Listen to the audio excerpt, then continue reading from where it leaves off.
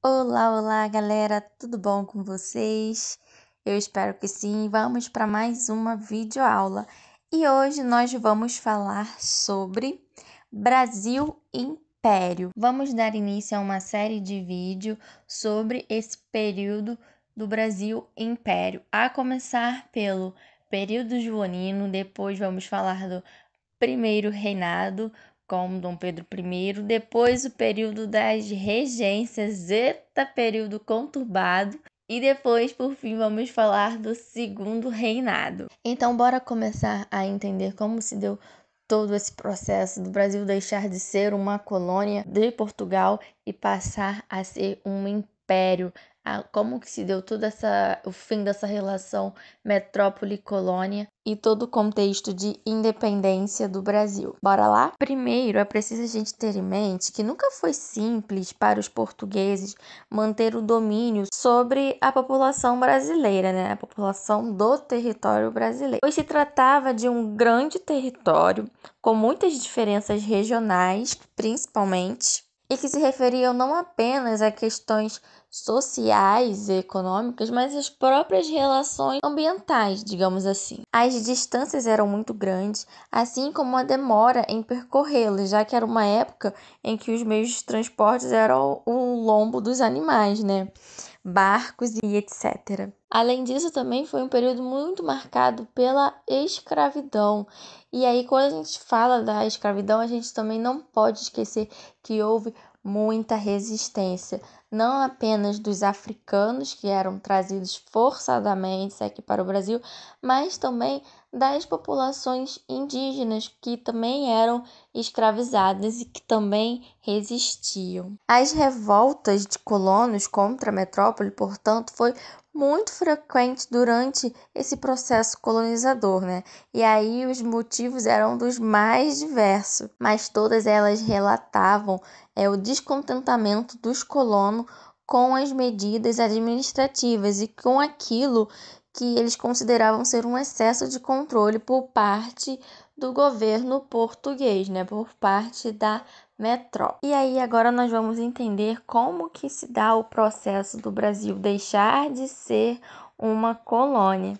E tudo isso começa com a vinda da corte portuguesa para o Brasil, mais em específico para o Rio de Janeiro. E aí primeiro vamos entender por que a corte portuguesa teve que vir para o Brasil. Por que eles tiveram que deixar Portugal? Após o processo de Revolução Francesa, nós temos a ascensão de Napoleão Bonaparte. Aí se inicia a era napoleônica. E aí Napoleão tem uma política expansionista e militarista muito poderosíssima. E o que isso quer dizer? Quer dizer que ele quer aumentar a sua influência, ele quer aumentar o seu poder, ele quer dominar toda a Europa. Só que assim, isso não era bem fácil, já que Napoleão, né, que era da França, tinha um inimigo um tanto quanto à sua altura, se é que podemos dizer isso, que é a Inglaterra. E aí, para tentar prejudicar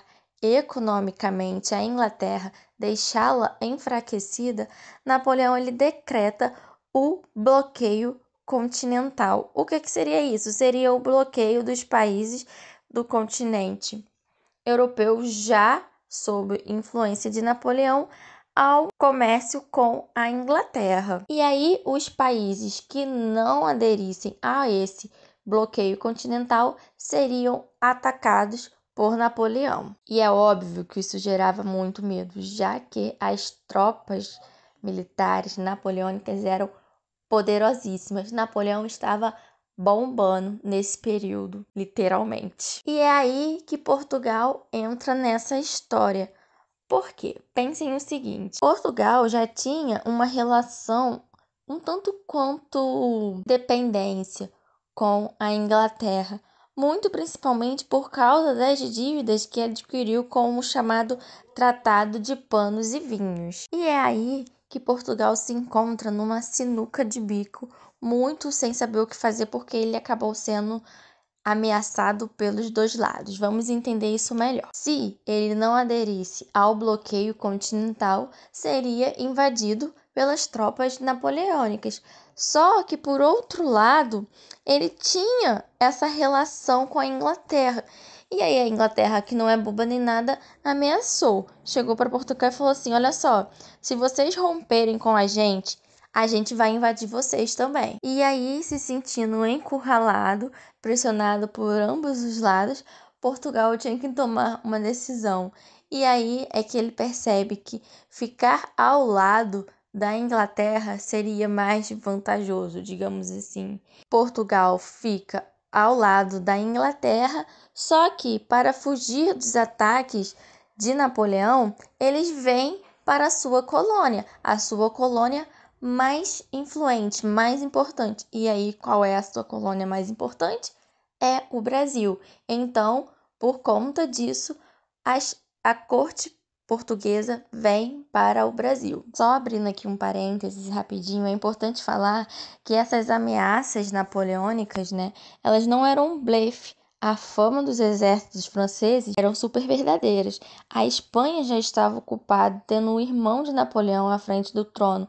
Então, tudo isso gerava um grande risco para Portugal. E então, com isso, e tendo o apoio da Inglaterra, os governantes, a corte portuguesa, fogem para o Brasil. E aí trazem consigo parte da nobreza e do tesouro luso, né?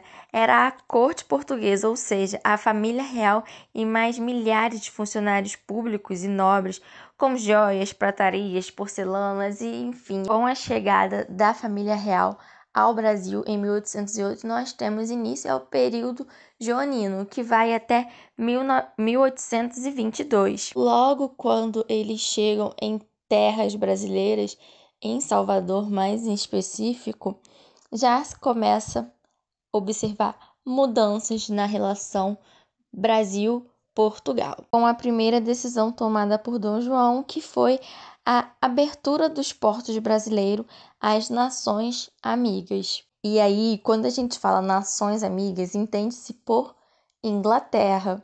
E isso marca o fim do pacto colonial entre Brasil e Portugal. E aí, com o passar do tempo, nós vamos observar que outros acordos são firmados entre Brasil e Inglaterra, e principalmente em 1810 com o Tratado de Navegação e Comércio, né? Que é basicamente assim: os produtos ingleses eles vão receber menos impostos para poder entrarem no Brasil, em comparação a outros países, ou seja, tudo isso para favorecer a relação econômica comercial com a Inglaterra.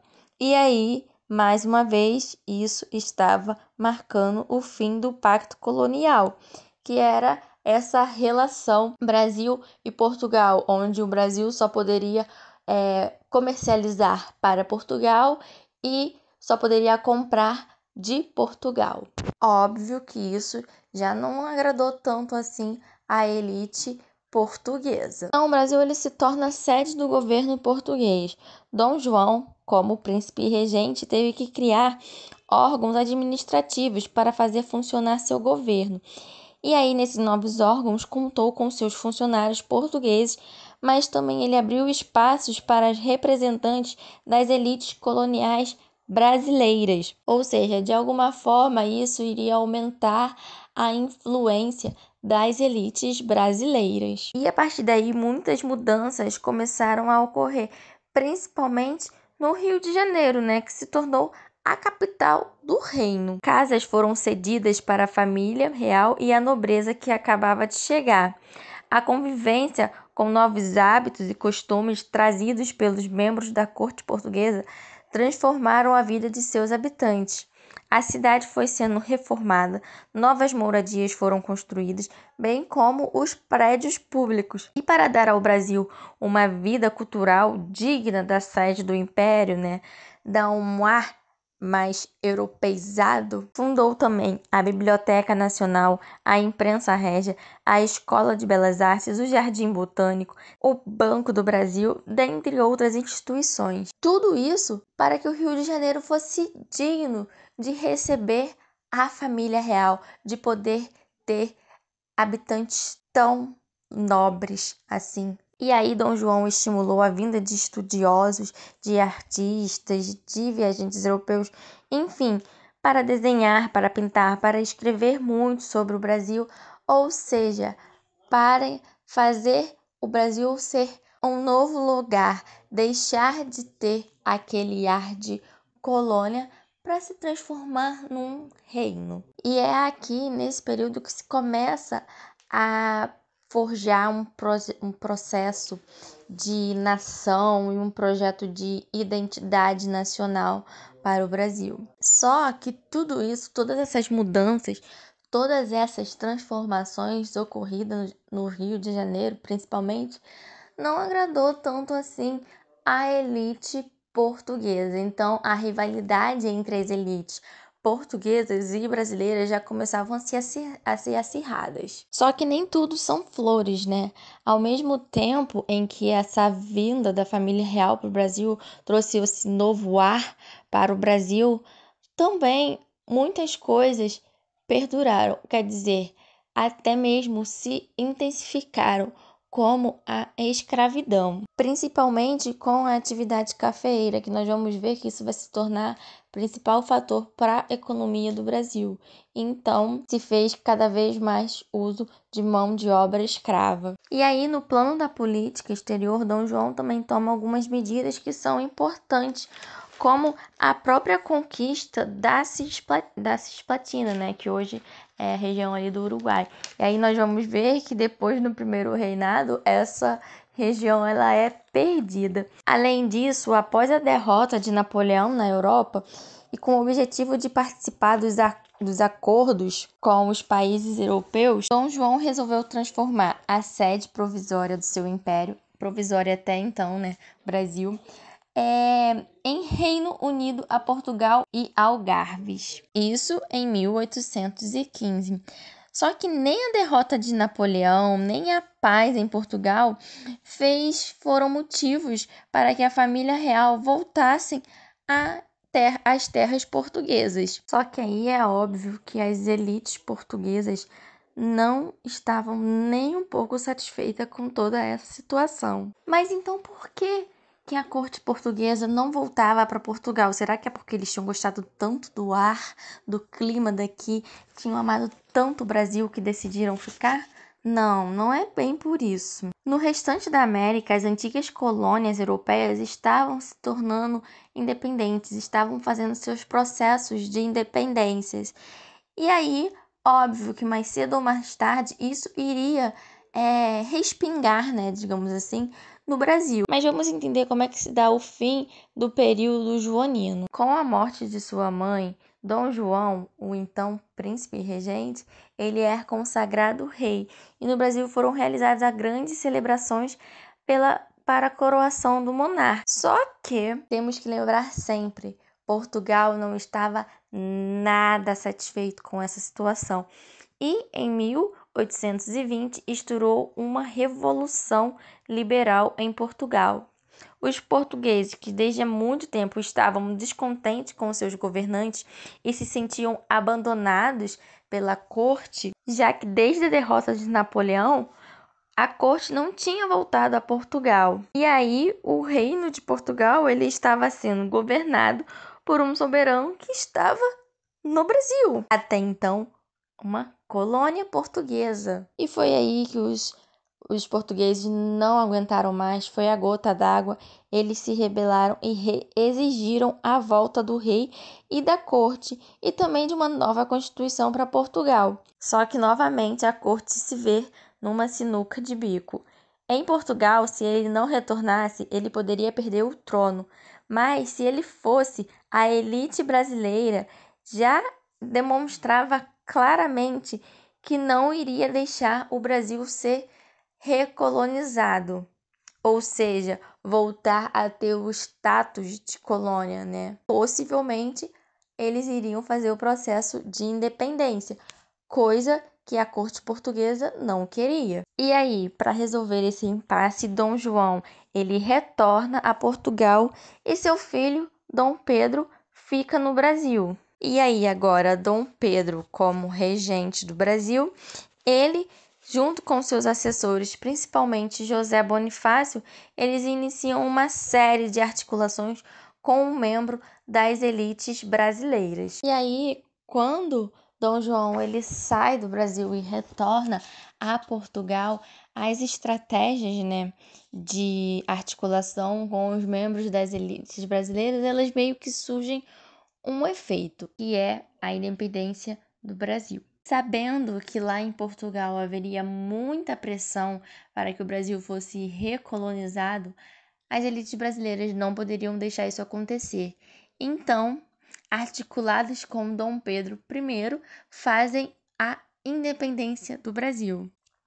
Pois a ideia era a seguinte: se o Brasil se tornasse independente de Portugal, ele não poderia mais voltar a ser colônia. E então, em 7 de setembro de 1822, às margens do rio Ipiranga, Dom Pedro proclama a independência do Brasil. Após receber o ultimato das cortes portuguesas para que ele voltasse para Portugal, ele faz esse gesto e o grito: independência ou morte!